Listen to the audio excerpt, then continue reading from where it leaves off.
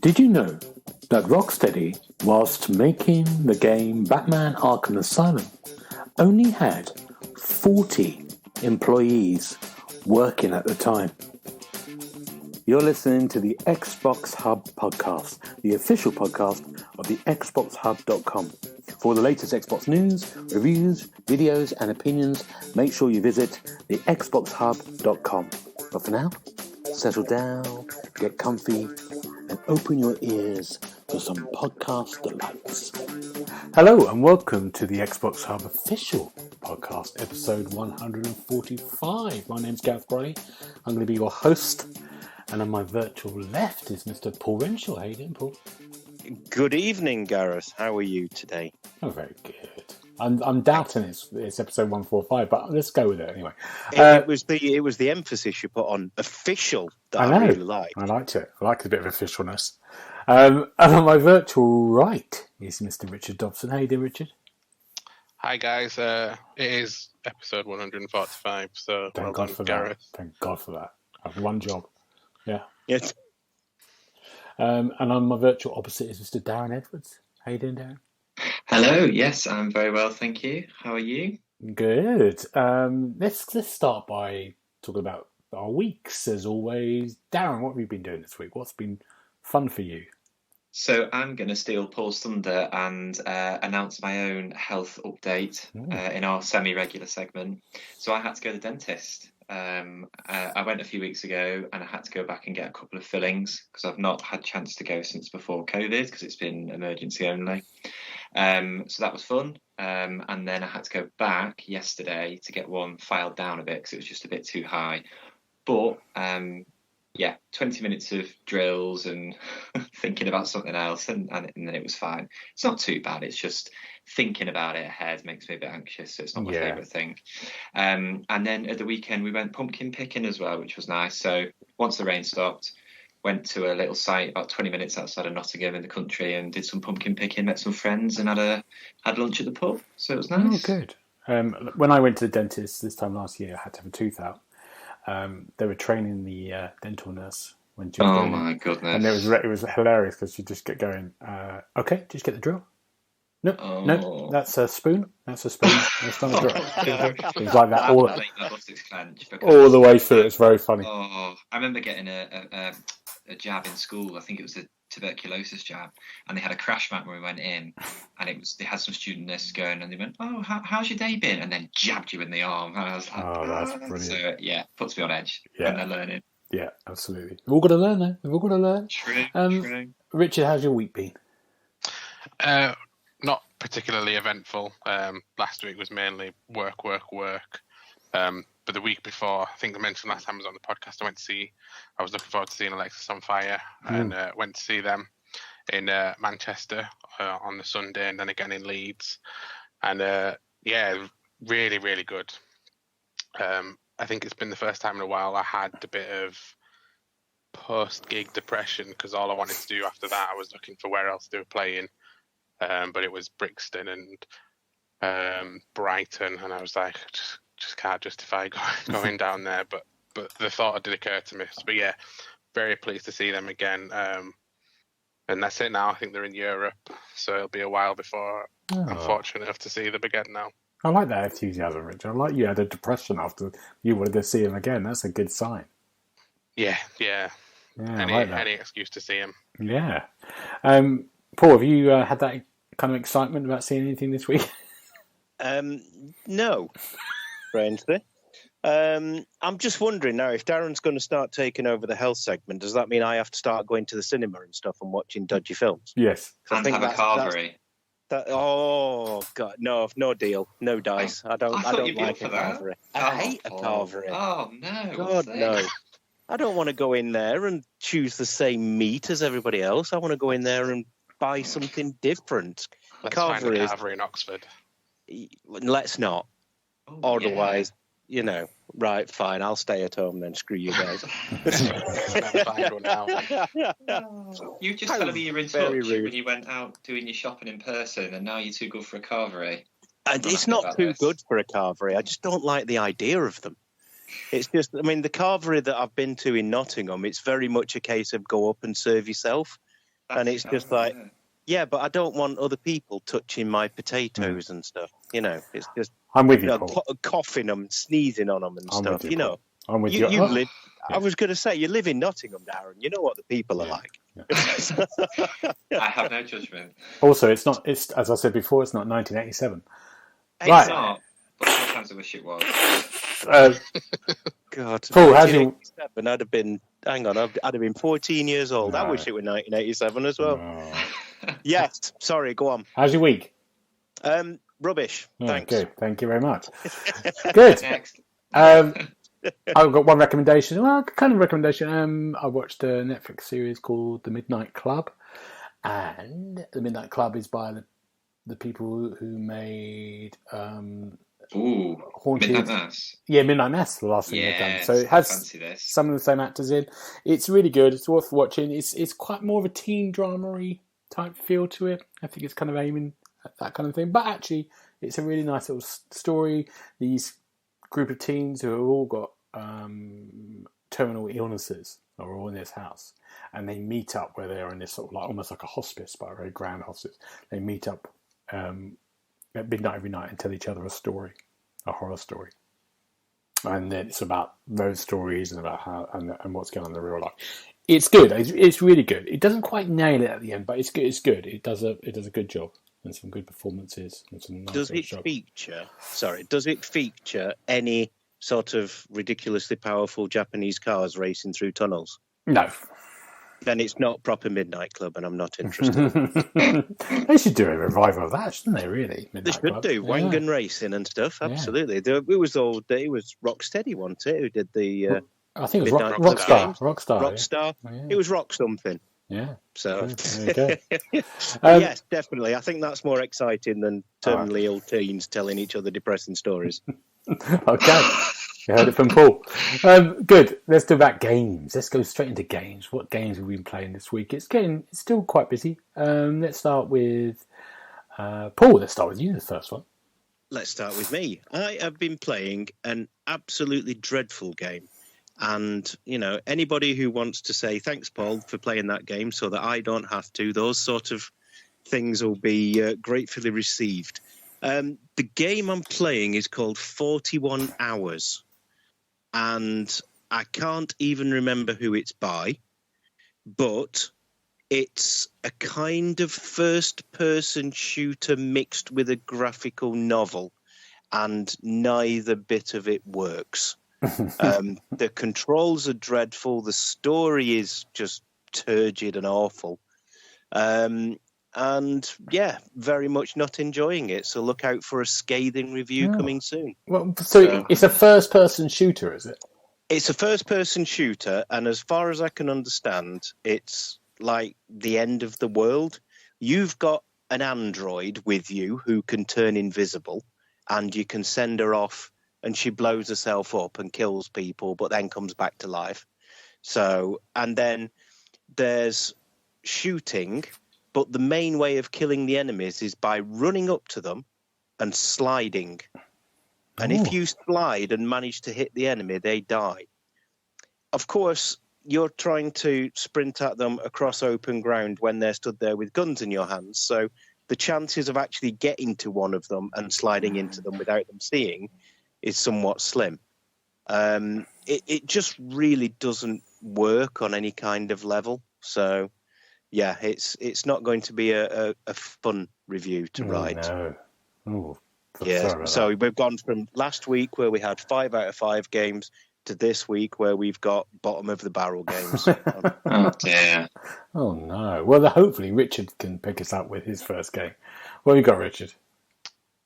My first one's PGA Tour 2K23. Oh, sorry about that. Forget about it. Sorry, Richard. I do like it. I know, I'm joking. I'm being facetious. Quite looking forward to this. Being facetious. Richard, tell us how good it is. Well, it's pretty good. I think the review's just gone live. I give it 3.5 stars. It's very similar to the one that came out a couple of years ago. I don't think they've really changed much in terms of the main career mode. they've added a few new features in, such as female golfers and this thing called Top Golf, which is like basically it's a golf version of a bowling alley. So you get like a driving range, and then there's targets to hit, and you score points and stuff like that. So it's more of like a social thing. But the new editions are a bit shallow. After I'd played Top Golf a couple of times online against some people, I was pretty much done with it. I was more interested in going through the career mode. And they've added a new swing feature in, which is painful to even try and use. So I stuck to the traditional method. But I was having a lot of fun with it. Once you're on the golf course, it's pretty good. I think there's a few licensed courses, but there's still quite a few missing, because I think EA have got their own version coming out in a few months that will have the majority of the licensed courses on there anyway. Right. But yeah, it's pretty good. If you like a golf game, I think it's worth picking up. It'll probably be on sale in Black Friday in a few weeks. So maybe pick it up then if you're interested. Or I do think the EA Sports one's got the potential to be a lot better. Oh, really? So maybe wait for that one. Right. There hasn't been a spectacular golf game, is it, for a while? That's kind of got people really excited. Yeah, I mean, I think it's been nearly 10 years since EA decided to get rid of Tiger Woods and put Rory McIlroy on the cover for a few. But then, in terms of actual PGA licensed games, there's been a couple from this team. The team that they started off with the golf club, and the emphasis on that was creating your own golf courses, and that's still a factor in this one. But there's much less of an emphasis on that now that 2K have got their hands on it and put a load of NBA basketball players in there as well. Right. Okay. What, in a golf game? Yeah, you can play as Michael Jordan and Steph Curry if you really wanted to. Are they any good at golf? Are we going to see Rory McIlroy dunking in the next I think NBA it works game, interchangeably like that, but Wow. yeah, there is some crossover. Good. Friend. Good. PGA Tour. Is it? And it's on. You can play it online as well with friends. Yeah. I think the career mode. I think you might be able to do the career mode locally. Right. But then you can pick any golf course and play it online, or download any that have been created and play those with friends anyway. Good. Okay. Good. Another golf game. Maybe one day I'll go back. Maybe one day. Darren, what have you got? So my game I'm currently reviewing is called Batora Lost Haven. So it's published by the Team 17 folks. So that always gives me optimism going in. It's quite good, to be fair. So it's a kind of like an action RPG adventure, top-down kind of view.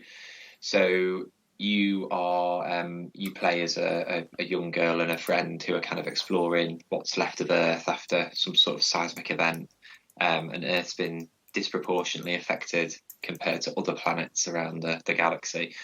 So she's imbued with these powers, and you can go across two phases, so physical abilities and mental abilities, and you get different attacks and different skills, and you can phase between each state. But you've also got to kind of manage your health bar in each state, and different enemies have different types, and they can only do mental or physical damage to you, etc., etc. So that's the kind of hook with it. But it takes you to different planets pretty much straight away, actually. So it kind of gets going quite quickly once you've got the tutorial out of the way. So it's quite a slow start. It's one of those where you'll do something, it takes you to do something, you do it, and then there's a bit of a cutscene or a bit of dialogue, and so on and so on. So it's a bit sluggish at first, and it takes a while to open up and show the depth of its complexity, because you can attach runes and you can customize different loadouts and all sorts of different bits and bobs, but you've got to play for a couple of hours before you get there. So it's good, and it looks brilliant. Like, it's a really, really nice kind of comic book cel shaded type of style they've gone for. It does look great, but at the moment I'm enjoying it, but I'm left a bit like, ooh, what else have you got to show me? So I've got to put some more time into it, but I'm currently reviewing it. But yeah, it's worth checking out. But you'll know after the first 2 or 3 hours really whether it's one for you or not. They do really interesting games, Team 17, don't they? They do. Yeah. Some kind of interesting, but I know what you mean. Sometimes it does feel like, what else have you got after a while with some of these games? They make games for gamers, don't they? Rather than people like me.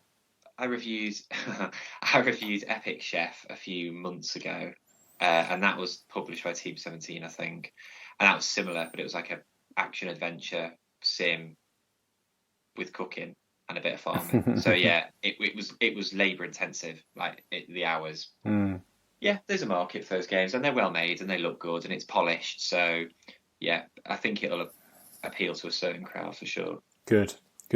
I'm going to talk about a game some of you might have heard. Gotham Knights. I reviewed last week. I'm the only one who liked it. And someone who commented on my review said, it's a good game. I like it. Yeah, Gotham Knights. I think it got some sort of average reviews, didn't it? Really sort of average. People didn't like it. People don't know about Gotham Knights. You play as Robin, Red Hood, Batgirl, and the other one, and Nightwing, and Batman's dead, and you've got to go on a journey around Gotham. It's like an open world Gotham. You have to go around and follow the story of what happened to Batman, why it happened to him, and it involves the Court of Owls and some of the kind of most famous villains like Penguin, Harley Quinn, and generally every night you start thinking of the Belfry, which is that base, and then that's your little base, and then you go off every night, and then you have a sort of open Gotham world, and you can sort of you can just literally pick up side missions if you want to, sort of like gangs of people.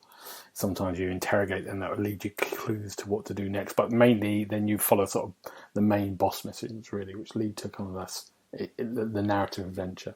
But there's also lots of things to do, little secrets to find in Gotham.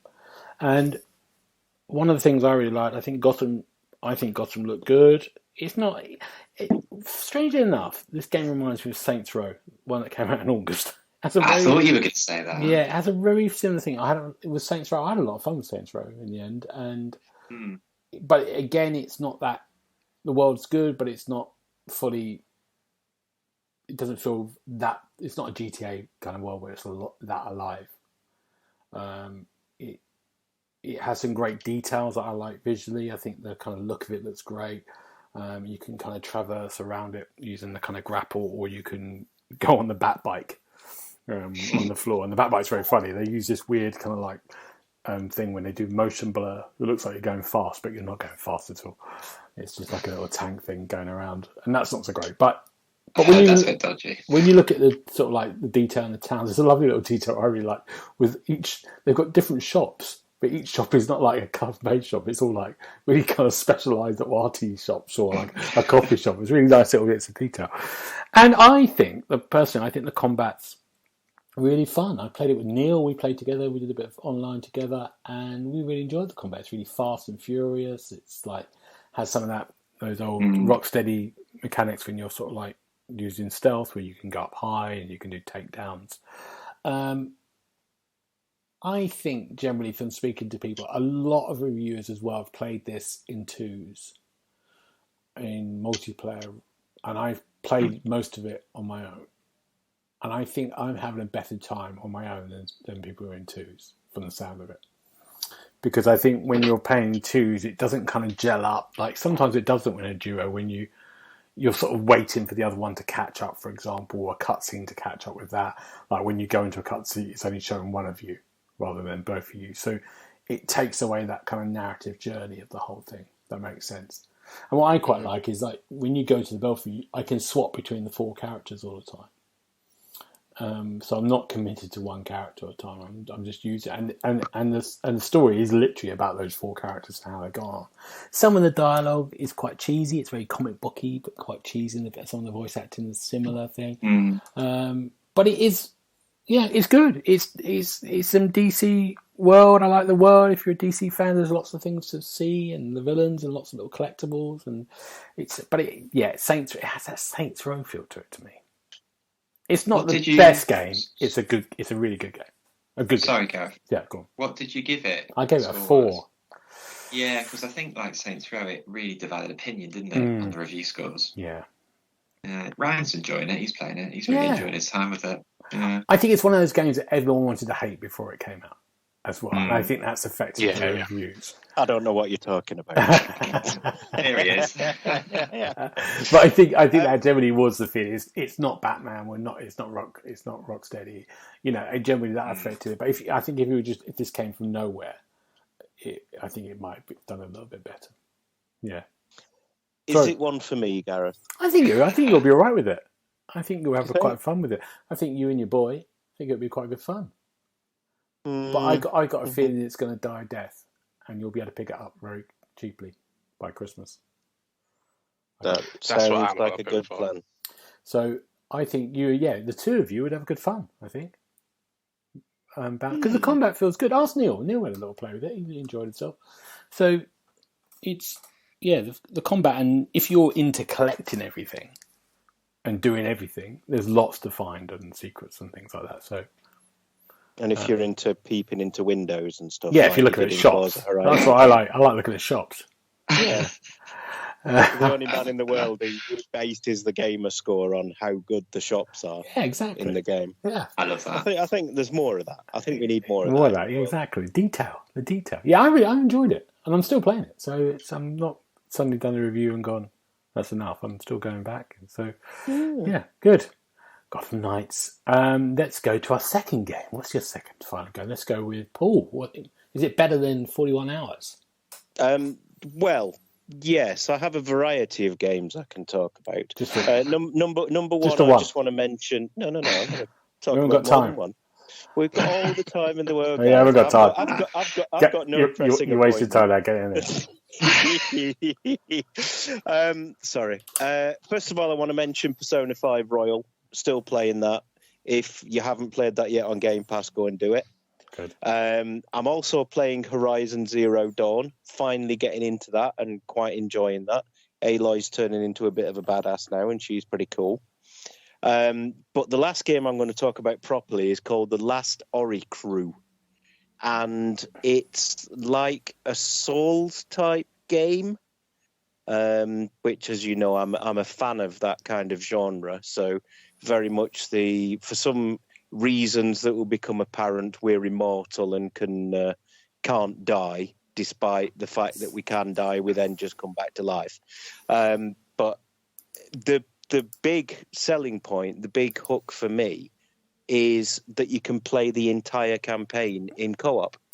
So you can have people with you, the same person, rather than just summoning random people in like you would do in Elden Ring, say.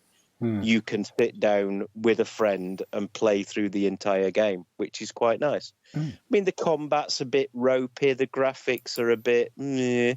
I spent a very amusing 5 minutes walking through a door that I'd opened, but then actually walking physically through the wooden door, which was quite good fun.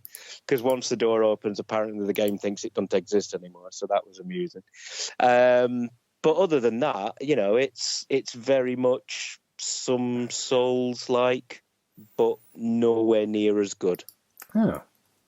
So there you go. Again, a review will be upcoming for our avid readers. I don't think I want to play that, but there you go.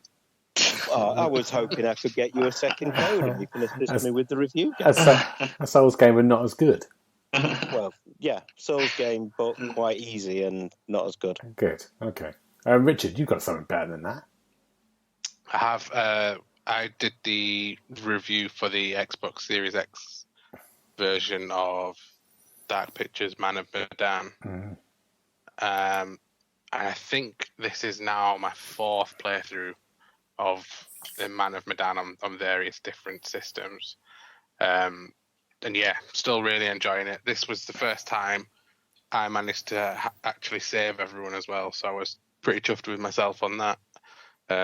Planning to now go back and do a death run and make sure everyone dies, which is even more fun. Great. But yeah, for those that don't know, it's like a interactive horror film game thing. This one's set mainly on an abandoned ship from World War II, and you're trying to almost piece together what's gone on.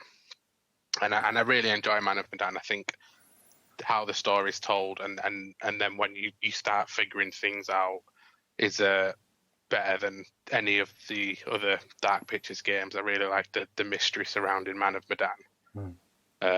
And then it almost lends itself to playing it again straight after, because then because you know the mystery around it, you can go in with more knowledge and sort of play a bit better, if you see what I mean, make different decisions.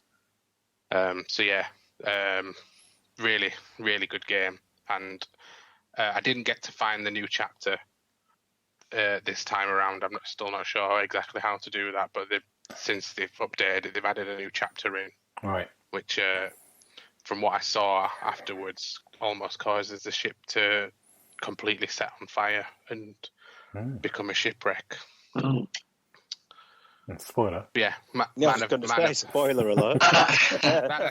Sorry, that's one of the ways. There's still 5 or 6 different endings that you can get. Nice. But yeah, Man of Medan. Man of Medan, I really good. recommend it. Good. Darren, what's your last game? So I'm catching up on Review Code, but I have found a bit of time to play, go back into the Halo Infinite multiplayer. Something I wasn't really expecting to do so, but I just kind of fired it up for half an hour and forgot about how good it was, really. Like, as much as my lukewarm reception was for the main campaign, the multiplayer, I still think it's really, really strong. It's probably the best time I've had since Halo 3 in terms of Halo multiplayer.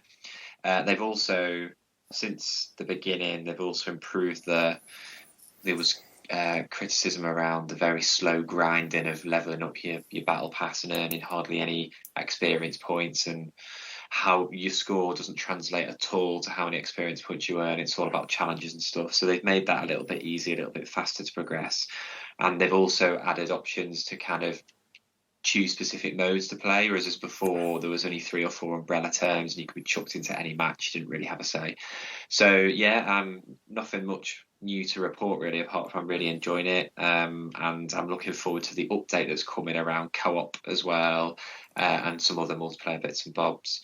But for me, the multiplayer is the stronger half for Halo Infinite versus the campaign, for sure. You two, Paul and Richard, have you played the Halo? Paul, you don't like Halo, do you? I don't like Halo. Richard?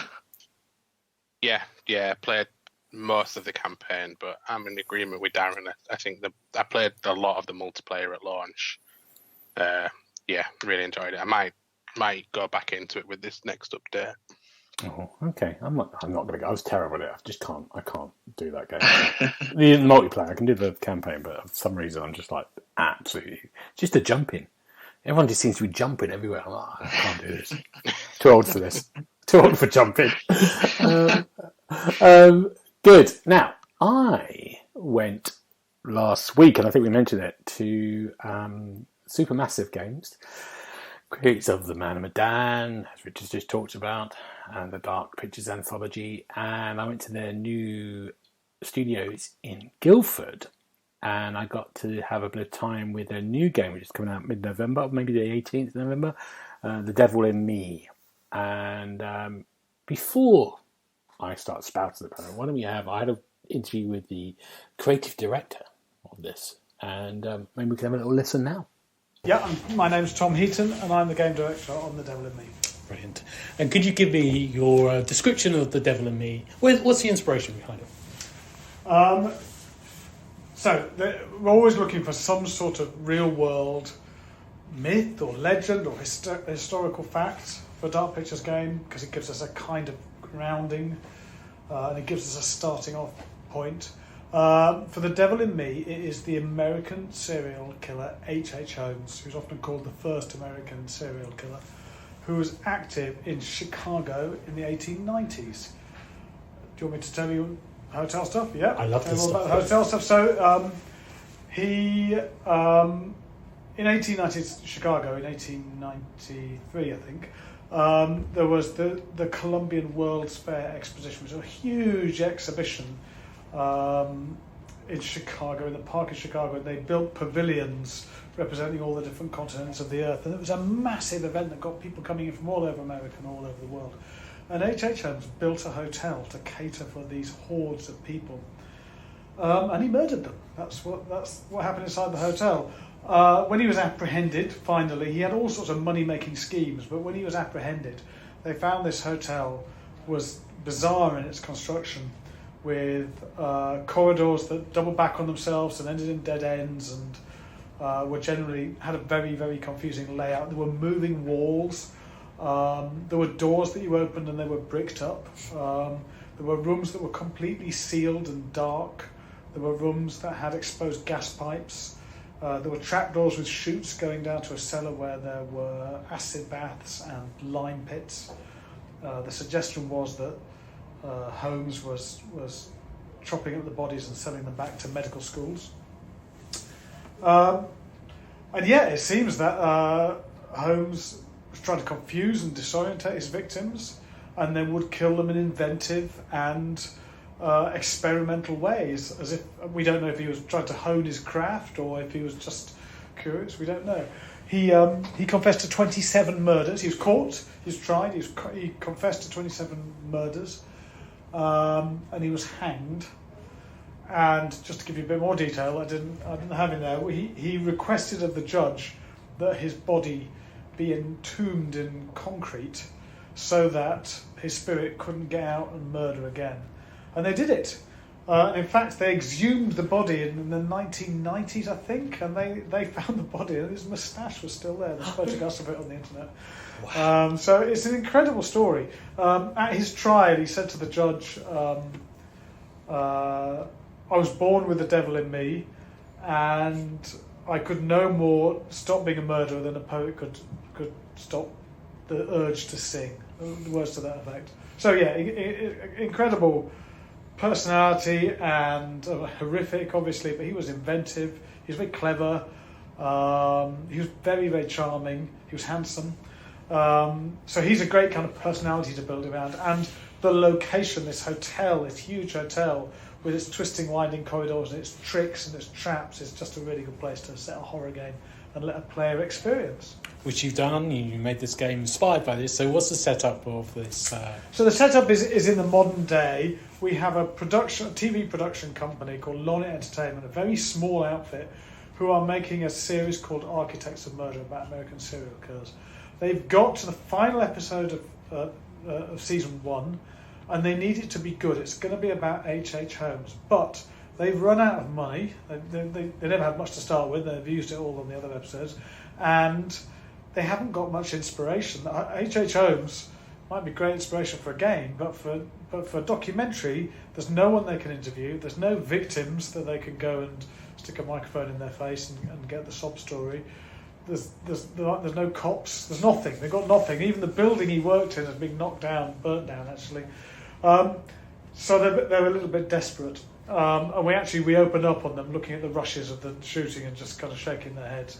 Then they get a call out of the blue from someone called Grantham DeMette, who says that he owns a hotel that was built, is a partial replica of H.H. Holmes' hotel. It was built by a relative of his who was a kind of serial killer junkie before serial killer junkies even existed. He has a number of terms and conditions. He's reclusive. He wants to guard his privacy, but they agree to everything. He drives them off he sends off a limo to pick them up, and they have to hand over their phones. And he shows them this hotel. He's on an island. He kind of takes them across the island. And when they get there, it's perfect. They think, wow, this is actually just what we needed. We're going to get some great footage. We're going to just atmospheric location for our documentary. But it turns out the hotel is a replica of H.H. Holmes' hotel in more ways than one. And you've got a brilliant cast, as always, in the Dark Anthology. Can I ask about the cast first of all? Sure. How do you, when you start a game like this, do you cast your actors? Do you work with, how long do you work with them on the script? Do you work with them in motion capture? we cast them after we've written the script. It's a very kind of film-like process, actually. We have quite a long pre-production where we will work out the story and the setting and everything that happens. Because our games are so branching, there's a lot of detailed work up front where we have to work out all that branching. You can't do it later, you have to do it first. So we get the story, the branching, the characters all in place. Then we will work on the script. We wrote a script with Seth M. Sherwood, who's worked on Hellfest and the Texas Chainsaw Massacre series. Very good horror writer. And just as we're coming to the end of the script, we start the casting process.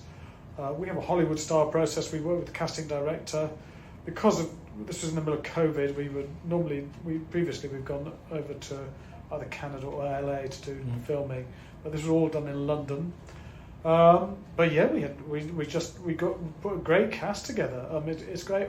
The headlines are obviously Jessie Buckley as Kate, Oscar nominee and BAFTA nominee, and just fantastic actress who's in a load of stuff right now, and really making a name for herself. Paul Kaye, who people know from Game of Thrones and Afterlife, and Dennis Pennis, if they're old enough to remember that. Who's also fantastic, but the cast right the way through is really good. In terms of how we work with them, we have a performance director called Lita Collins, who's from the world of theatre and TV, who now works with us. She's fantastic, it's a fairly rapid shooting process. We have a rehearsal period. We will do read-throughs, just get a feel for the scripts and rehearsal. Then we're on sets. We get head cameras on. We're getting all the facial stuff. We're experimenting with what they call PCAP, performance capture, which is capturing the whole thing. So they wear suits as well. So we did a little bit of that. Sometimes we do the mocap separately with a different team. But the aim is to, when we're getting really, really world-class actors, is to make sure we get those world-class performances. So everything is geared towards, can we get that performance and get it onto the screen? That's everything for us. And in the game itself, you've got some new features from the other previous three. Can you talk about that a bit? Yeah, so we're always looking to add to the feature set of the games. Every time we do a new Dark Pictures game, there's always a question about what can we add to it.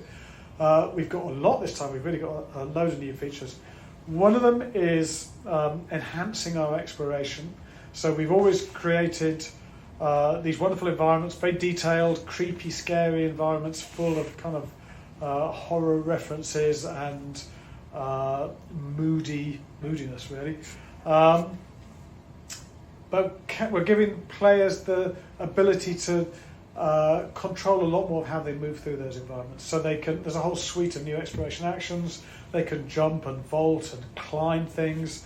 They can crouch and crawl under things. They can squeeze through gaps, shimmy across ledges, balance across beams. The idea being, we're keeping the player more involved. We're giving them more to do.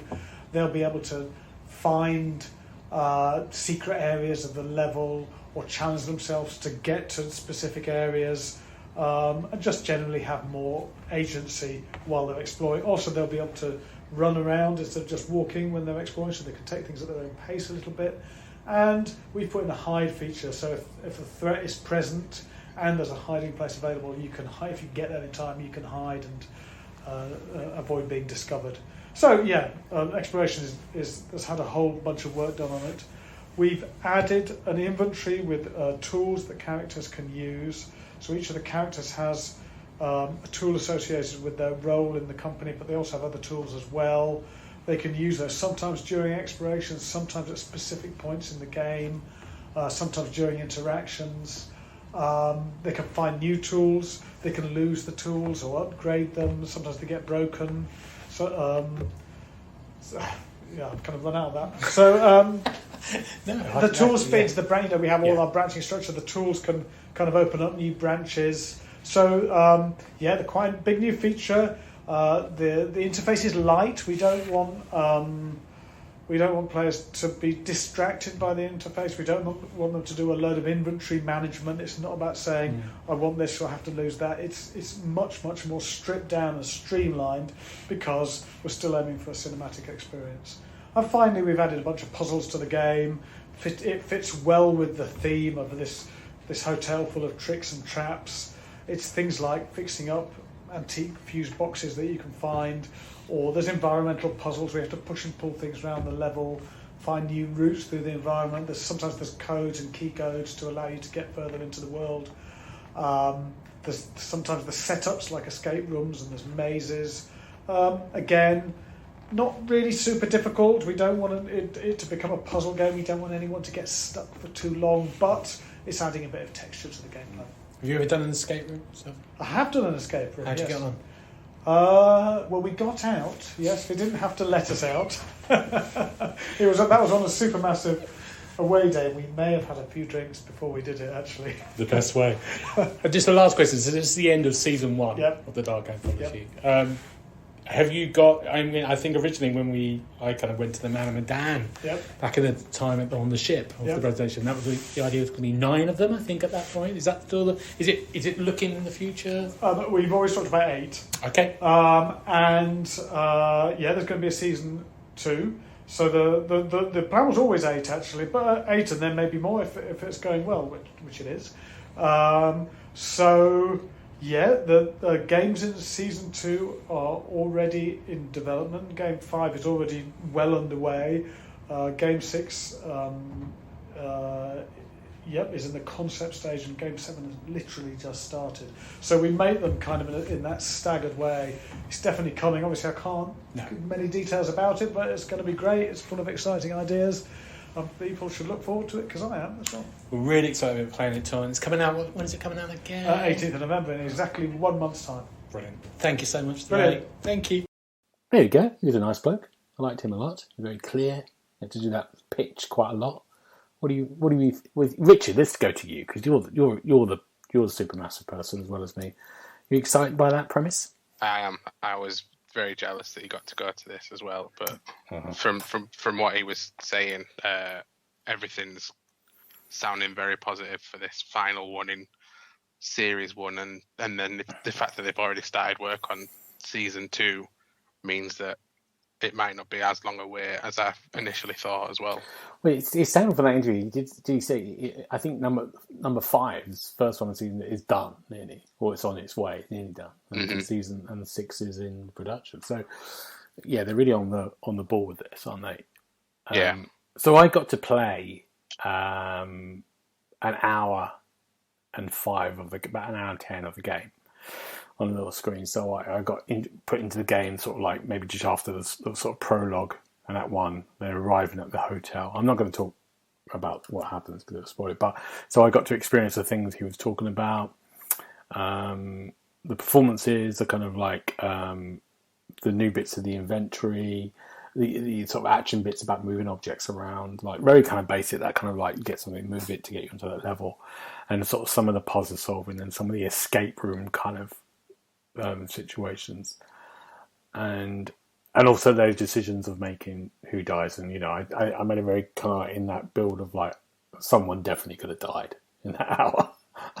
Somehow I got them through that, but I'm thinking, that person would have gone then definitely. But yeah, but I really enjoyed myself. It's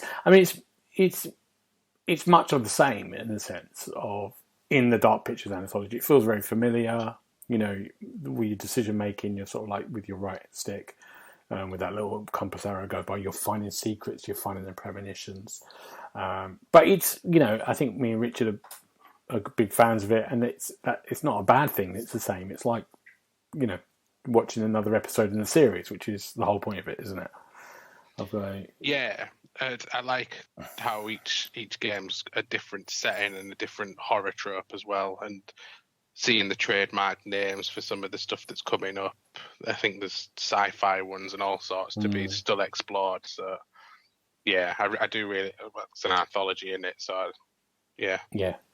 Paul, Darren, any questions you've got? For somebody who's never played one of these games, where would you suggest starting? Is there any kind of order you should play them in? Well, Man and Medan is the first one of this anthology, but they're all. I think that might be a good one to start with, actually. Do they stand alone though, or do you have to? They do. There's a kind play of one. There's a character that appears, and I think you could play them on their own. But there's a character that appears called, what's he called, Richard? The curator. The curator. Yeah, he sort of like is a storyteller that joins them all together.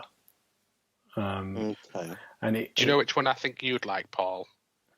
I think you'd like House of Ashes best. Oh yeah. Why do you say that, Richard? This army people and shooting. Yeah. So there's shooting. Is there aliens in it? Aliens fighting. I mean, I don't want to say yes or no, but dear oh dear, I do love being pigeonholed. Do you start with the Man and Medan? See how you get on. Yeah, there's a lot of story, Paul. I know you like story. I do love a story. Okay. I do like the sound of this one that you went and chatted to this bloke about. Yeah, it's really good. You know, the whole hotel layout thing sounds really interesting. So yeah, I may give them a try if I ever get out from under this mountain of review code. Yeah. Good. Let's briefly talk about some news this week. Some announcements are happening. Let's talk about something Richard and Darren are big fans of that happened yesterday, which was the Age of Empires 25th anniversary broadcast. Richard, what happened? What was the exciting news? Age of Empires 2, the best one, and Correct. Age of Empires 4 are both coming to consoles next year. Wow. Is Age of Empires 4 the one that came out on PC on Game Pass recently? Yeah, Yes. is it like 12, 18 months ago? Right, okay, great. So we've talked about it on the podcast thinking they've got to bring it out on console, and they finally Yeah. So what are the dates? When are they coming out? Age of Empires 2 Definitive Edition is the end of January next year, so not too far to wait for that one. But then Age of Empires 4 has not been specified; it just says later next year. Oh, okay. But if I'm being honest, I'm more excited about Age of Empires 2 Definitive Edition anyway. I don't know about Richard. I remember I was never a PC gamer when I was younger because I could never afford a good PC. But this was one of the games that I've spent hundreds and hundreds of hours playing, and it needed next to nothing under the hood to run it. And I got the Definitive Edition a few years ago on Steam, and it's just brilliant. It's just one of the best examples of a real-time strategy game I can remember playing. I absolutely love it, so I'm really, really excited to play this on. I just hope they get the controls right, but I'm sure they will because they realise how much it means to fans and they're aware. I think they were tweeting, Aaron Greenberg was tweeting, you've all been waiting for this one, so I'm sure that they'll get it right for us. Okay. See, I'm a little different with it. So I was similar to Darren. I never had the opportunity to play it on PC, apart from at a friend's house one time. But I picked up the PS2 version of Age of Empires 2. Oh, yeah, I forgot about that. So I've only ever played this game on a console. Ah, interesting. I can't remember how the controls felt, but I think when I was younger, it never made a difference really to me. Okay. I want to play Age of Empires 4 because they've got those little videos about history, which Paul could. I learned a lot from Age of Empires when I was younger. Paul would say you can just watch YouTube, and he's quite right. He's quite right. It's the Although, the amount of games that you play with FMV in it, I mean, I don't think that you can really complain too much. Paul, you're excited about this game? No, not at all. Next. Command and Conquer is where it starts and finishes for me, playing strategy games on the PC. Never been interested in Age of Empires. Couldn't really care less, to be honest. Right. I watched all the excitement building in the group chat. Was there with the party poppers ready, and then it was like, you can play this game from a million years ago that was on the PlayStation 2. Yay, great. No, not bothered. But Richard, he's broken the party. Richard, was there anything else that excited you from that anniversary, or was that the major point? I mean, that was the major thing. Age of Mythology getting also the definitive treatment. Yes. And then Microsoft announcing Age of Empires Mobile, which is sort of almost compulsory at this stage, isn't it? Yeah, I mean, that's one of the big things they're trying to get the Activision Blizzard deal through as well, is to branch out into mobile. So I think this is them. Although they've dabbled with Age of Empires on mobile before, and it's not really worked. But it's a thing. Yeah. We've also had Anno 1800, which is another kind of strategy game, isn't it? It's coming to Series X. Looking for testing at the moment. Is that right? Yeah. Anno is a Ubisoft series, a city builder thing. And I think each game in the series is set in a different time period, but they've gone from almost BC times up till futuristic times. And this one that's coming to Xbox Series X is Anno 1800. But I've never played one, but I'm excited for it because I think seeing some of these cities that get built and just the design and architecture looks absolutely stunning. So I'm intrigued to see how this works on Xbox as well. I've signed up for the testing, but we'll see what happens with that. Yeah, that's exciting. It's exciting that new games are coming. Well, I mean, this year we had what was the game that I reviewed? Crusader Kings. That was the big Xbox One thing, and that was good. Oh yeah, I really enjoyed that. That was very good. I don't think many people have played it, but it is of a certain market. It's good to see those high-end, heavy strategy games coming over to PC. And it can work. Like 2 Point Hostel and 2 Point Campus works really well in terms of controls on a console, so it can be done these days. So I'm very excited. Paul, I'm not forgetting you.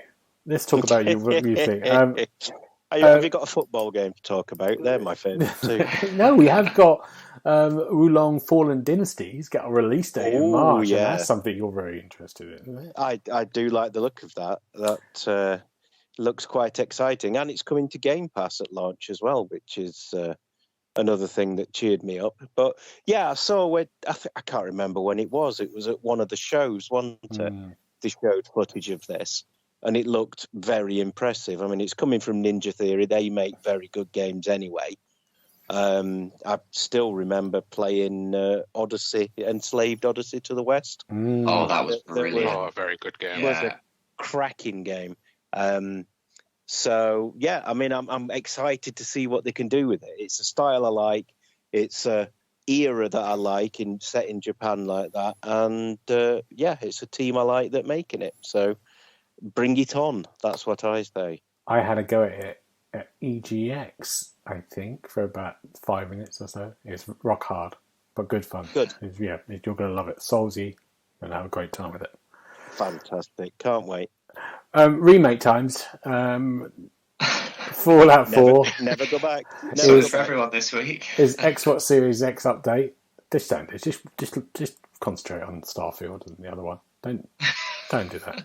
No one needs that. No, I have to disagree with that because Fallout 4 was a cracking game. It was. I reviewed it. I loved it. I had a great time. Just don't do it. You don't need a Series X update. Well, just don't bother. It depends what they do with it. Yeah. If they can make it better, what they're doing is they put all the DLC packages in one place, and it would be some nicer skies. Yeah, but the season pass has been on sale about 300 times since the game launched. Yeah. So I've already got all the DLC anyway. Why not? It's not aimed at you. It's not aimed at you. It's a good game. I reviewed that I think it was one of our first reviews for Xbox Hub. I think when the Xbox Hub was just me, Neil, and James doing the reviews, I think they did one and I did that one. It was one of the early ones. The glory days. Glory days, yeah. Yeah. It's coincidental, but my first review for the site was Fallout Shelter. Do you remember the free-to-play thing that did it? Yeah, so there you go. That's coming. Enough of that. CD Projekt Red just announced today that they're going to do a remake of The Witcher, the first Witcher game, in Unreal Engine 5. So it looks like a complete, built up from... I don't mind these. And also, I don't mind this, as this is The Witcher and Witcher 2 were games that console people never really played. Witcher 2 is very complex on the control system. I think this is fair to say, isn't it? I think most people came into the Witcher games on the Witcher 3 because they made the control system a lot more. Well, 2 was on the 360, wasn't it? It was, but I think people still were like, "What the hell is this? what do I have to do?" It didn't really work particularly well, but yes. And the 3 got it, so it'd be really interesting. I'm interested in that one. I remember playing. I don't think I played it all the way through. I think on someone's PC, but I'm interested in that one. This excites me because I think this is their 5th game. They're going to do something new. If they do something different with it, I've got interest in that. What about you, Lon? Yeah, I'd be interested to see where the series came from, to be honest. I mean, I've played 2 and I've played 3. Never really got on with any of them, but it'd be nice to see, because I'm a massive fan of the books. I love the books of The Witcher. They are fantastic. But yeah, it'd just be nice to see what they do with the first game in a modern engine. It should be interesting. Yeah. Okay, good, gentlemen. Well, let's talk about next week. What are you looking forward to, Paul? What are you looking forward to next week? What fun! I'm looking forward to next time that James organises a session in that game that we were all going to help him play. I'm looking forward to you actually turning up, Gareth. All right. Because I've been told that I have to tell you off for bailing on us. You knew I was going to come to that. We have to suffer this game. I mean, enjoy this game. Yeah. And we just wanted you to be a part of it. Yeah. And you ditched us like a pair of weak-old socks. They're playing a Dragon Ball game that they're playing for review. It's not great. It's not. I like Dragon Ball. And I've not joined in. Even though you said you would. Let's put that out there. Let's say I actually never officially said I would. I just played the program. I said, I think they've got enough people who do the job. Sounds like a U-turn to me. It does sound like a U-turn. It does, yeah. It should go into politics. Yeah, it does. Apart from that, Paul, what else are you looking forward to? Apart from that, nothing really. All I've got in front of me is an unending vista of broken computers and people coming up to me and going, "How do I plug this USB cable in?" So, that's my life. And after the podcast ends, I will sit in a corner and cry quietly. Great, good. Darren, what about you? So we're having a few people over for a Halloween party on Saturday. So I have just sorted my costume and sourced a Super Mario costume. So that's what I'll be going as on Saturday. Surely with your physique, you should be Luigi. Well, I thought about that, but I prefer Mario. So I was going to go as Waluigi, but it's like twice the price. So I'm not. All right. I'm not going for that. I look forward to it. Pictures, please, Darren. We want to see that. Absolutely, I didn't say Wario, Paul, so you could have gone cheeky there. So thank you for that. You're welcome, mate. Richard, what about you? I've got a Halloween party as well. I'm not putting as much effort in as Darren by the sound of it. I've literally just bought a red hoodie and I've sourced an ET that's about 4 foot tall, and I'm going as Elliot. Oh, I like that. That's good. Very good. Very good. I'm not doing any of that. I am looking forward. I think I'm going to get Modern Warfare. I'm going to get it on. Oh, don't do it. Why? No, Gareth. Oh, apparently it looks good, but it's not.